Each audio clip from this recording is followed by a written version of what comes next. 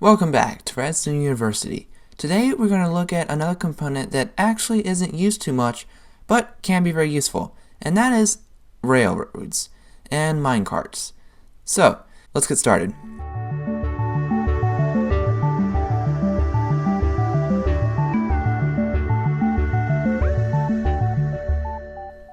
Before we learn about them, let's quickly review how we make them. So first, for a normal rail, you need 2 lines of iron ingots and a stick in the middle. You get 16 rails. For powered rails, you need 3 gold on each side, a stick in the middle, and redstone dust on the bottom. You get 6 powered rails. Then, for an activator rail, you need 2 lines of iron ingots, 2 sticks, and then a redstone torch in the middle. And you get 6. For a detector rail, 2 rows of iron ingots, pressure plate in the middle, and redstone dust. 6 detector rails. And finally, the minecart. You just have 5 iron ingots and a U, sort of like that. And then if you want to make a minecart with chest, hopper, all you do, stick the minecart in there, then put like the chest or the hopper on top. First, the powered rail. What this does is it can either slow or speed up the minecart. When it's turned off, it'll slow down the minecart to a halt. But if it's turned on, it'll speed it up. And the maximum speed a minecart can have is 8 blocks per second, or 8 meters per second, if you want to get technical. Now the detector rail. What this does is when a minecart is on top, it will power any adjacent redstone with a signal strength of 15. Now what it can also do is if you have a comparator, you can have a hopper or a chest minecart land on here, and this will take a comparator output from all the items inside. So that's pretty handy. Now the activator rail, what this can do is it can activate TNT, making things blow up, or it can lock a hopper. Now we recall that hoppers can be locked when they are powered. This does the same thing for a minecart with hopper. And then finally we have the regular rails. These are the only rails that can turn. These have to stay straight. These can turn, do all that good stuff. We move into the outdoor lab to talk about minecarts. So first, the rails. Now, these powered rails do work, but they have to be powered. So the activator rails. And in order to power them, all you have to do is, like I said, power one of these rails. Now, when I press this button, it activates all 17 of these rails. And that is because, like redstone, rails can power adjacent rails. But they can only power themselves and 8 adjacent rails. So, as you can tell, only half of this activated. So, if you want the most rails to be activated, put it in the middle. Alright. So, here we have a long racetrack. Each road is 25 blocks long, as marked out by these buttons, and we got 6 lanes. And all that together is 150 blocks, or 150 meters, for those people. Now, an empty minecart. How far do you think this might go? Do you think it'll go 25, 50, 100, 150? Well, let's see. Put it in the comment section. For all these minecarts, how far do you think each of these will go? Alright, this only went about 22 blocks. Okay. Now, let's see an empty minecart with chest. How far do you think this will go? So, and we'll send the hopper right after it. 1 second. Alright. So, both of these are empty. And the thing is about these is that they slow down as more items get into them. So, an empty chest will go further than one that's full. Pretty simple. So if I put a bunch of minecarts with TNT in here.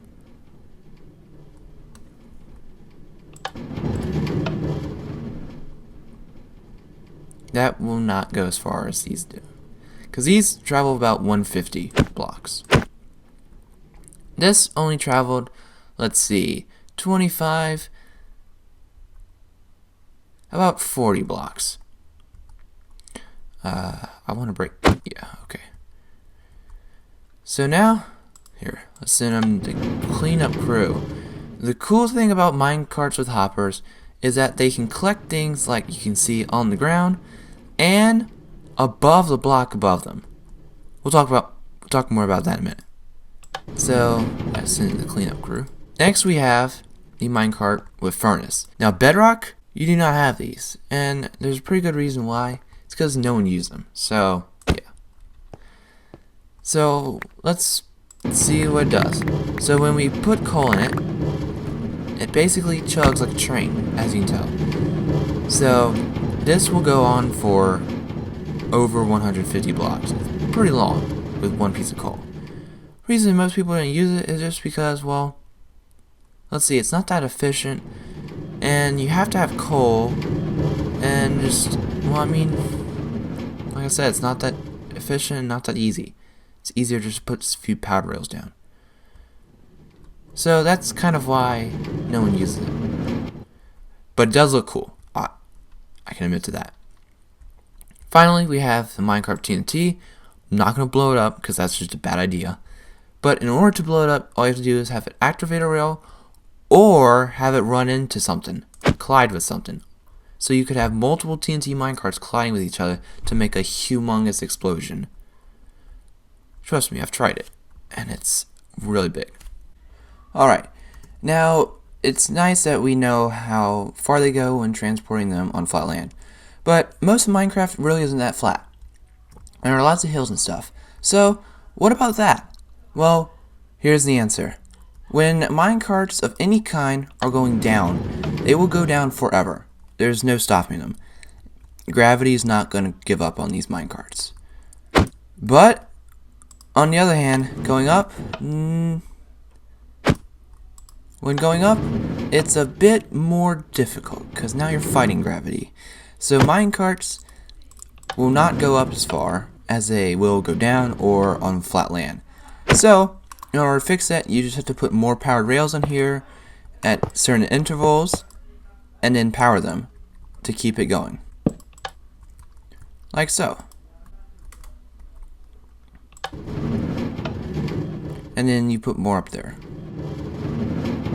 Let's look at a practical application of the minecart with hopper.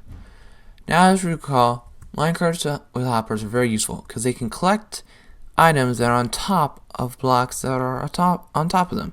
So, bamboo on top of here, it will collect. So what we have here is basically an emptier circuit, or a circuit that takes all the stuff from there and moves it. So it offloads all of that stuff, so like minecarts with TNT, into this hopper. And then this will power this NOT gate, which will turn this off, making it sit there until it released everything.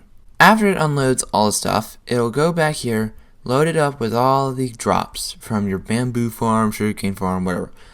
And then it'll come back and unload it again. And it'll just keep doing that until you have tons of bamboo, and yeah. And when it has nothing, it'll just cycle back and forth until it has something. So let's see it in action. So first, with nothing, and just goes back and forth. But now, say we have our farm running for a little while. Now, it's going to take all that bamboo and put it into this chest. And after it does that, it will go and collect more bamboo and put it into this chest. And it just keeps doing that. Alright, now let's review controlling the minecart. So, first up is starting and stopping it. So, there are two easy ways to start it and stop it. First way is to have a block with a powered rail next to it. And usually two, because this gets it going. And when you power the block, powers these rails, and then that block basically pushes the minecart this way. Now, if it was just these two rails, like this, it would sit there, because it's got nothing that's pushing it. So, the next thing we can do is this. It's a sort of a V shape. So, this is useful for making a short stop and then keep going. So you can have like multiple of these on one line. So what happens is when the minecart ends up on here, it is on a slope. And when you power it, it will go down the slope and go back up. And then it will keep going in the direction it should. And now, in order to get this back here, all we did is run this into here. So, these are a few ways you can control the minecart. And, also, a few ways you can make a roller coaster. Have stop, and then go back. Alright, next is the T-junction. Now what that is it's an intersection where you can pick which way you want to go. So, if we have a minecart with chest here, and we need to send it to this area here, this part of Redstone University, this right here can swap back and forth, depending on if it's powered or if it's not powered. So, when it's not powered, we can send it this way, but if we want to send it the other way, we power it, and then it goes the other way. And now it's on that track. So, this is especially useful when controlling where multiple minecarts need to go. And this can be used in minecart stations. Finally, we have here a minecart storage system. Now, basically what this does is it has a bunch of minecarts. They can be regular minecarts, minecart hoppers, for farms, doesn't really matter. And they're all stacked on each other. In order to get them stacked, you have to have something on top and then a big tube like this.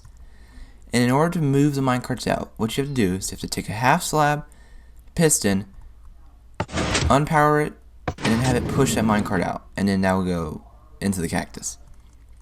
And then to refill, all you have to do is send that minecart or another one up here, and it will just lay on top of that. Now, one question is, alright, I've used my minecart, but now I want to break it automatically without the player having to break it or something like that, if you're at a minecart station. Well, it's pretty simple. You have it run into a piece of cactus, and then have hoppers around it so it collects the minecart. So this is how you can automatically destroy the minecart. Minecarts can also be destroyed by projectiles like arrows from dispensers. But this, you don't have to refill the dispenser constantly. Finally, one more thing we have to review. When you're placing down rails, you gotta make sure that when you have slopes like this, when the minecart's going up, you cannot have a rail turn and go up one block at the same time. So, right here, it needs to go up and turn. It's only going to turn. This is fine for minecarts coming here that fall down. But when they're coming up, they'll get stuck on this block right here, which renders them useless. We are now in my Redstone testing world to talk about two more applications of the minecart. First up is a Redstone Elevator. Now you might be like, but Major Wolff, that's just stairs. But actually, this is an actual elevator. What we can do is we can click to ride the cart, and we can keep doing that all the way up the tower. Or, if we hold right click, we can just zoom all the way to the top. And then when going down, we just pick the cart we want and then hop into it. Normally you have water down there in case you miss and then you fall. But, I mean, come on. I'm in creative. Kind of hard to die in creative. The second application is actually a piston bolt. Now, what this is it's high-speed transportation using pistons and minecarts. Basically what this does, you put it down a minecart here, and these pistons both activate, pushing the minecart forward by one rail. But all these are doing it extremely rapidly. Allow me to demonstrate. When I press this button, all those activate very quickly. So, what we can do is we can hop in one, press the button, and then we just shoot across. Now that's pretty fast. Now the way to build it is you have these rails. What you gotta do is you have to have a rail, make a V, then break these two, and there you go. And then you put two pistons on either side of the rail, facing the direction you want to go. Now the rails look all like arrows that point in the direction you want to go, so that's helpful. Then you have two lines of blocks like this: repeater, dust, repeater, dust, repeater, dust. and you just keep doing that. Now you can modify it in any way you want. You could probably use observers, but that's really all it is both of these pistons activating at the same time and shooting this minecart forward. I mean, that's pretty fast. And you can also do it with, say, items.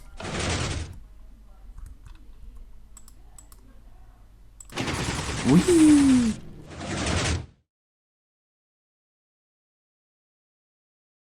For extra credit, what I want you to do is I want you to take some of the stuff that you learned today about minecarts and rails and all that stuff and put it to good use in one of your worlds. So, some things that you could do is, in like a survival world, create a farm that uses this. Or, if you're in like another survival world, a realm or something, you could create a little train station that can take people to different places, to different bases, or like a common shopping district, whatever. Or you can just create a roller coaster. But here, what I have is basically a train station. So I press this button, and I'm riding in, and then I stop here. We recall this V stop. So, let's see, do I want to go to Redstone Testing Area or University? Well, let's see, I'll go to the testing area. Alright, and then if I want to go somewhere else, fun fact, we can actually move these without anything, as long as we're in them. Alright, there we go. Let's go to Redstone University. Now, what that circuit did there is when I power and unpower this, it goes directly to the rail, and depending on which way it is, it'll power the rail in that direction. And what else I have here is, if we go back here, do this big mess, we can see that there is a, here we go, you can see there's a pulse extender, which will activate this after a certain duration of time after this updates, using observers. So that's how we can have this automatically start you going after you decide which way you want to go. I hope you enjoyed today's episode about minecarts and rails. It was recommended to me by one of my viewers, so I thank them very much. If you have any ideas of anything that you want me to review through Redstone University, any Redstone components, contraptions, whatever, please put it down in the comment section, because I am always looking for more things to review over for you, the viewer, because there is a lot of aspects to Redstone. So I hope you enjoyed today's episode, and class is dismissed.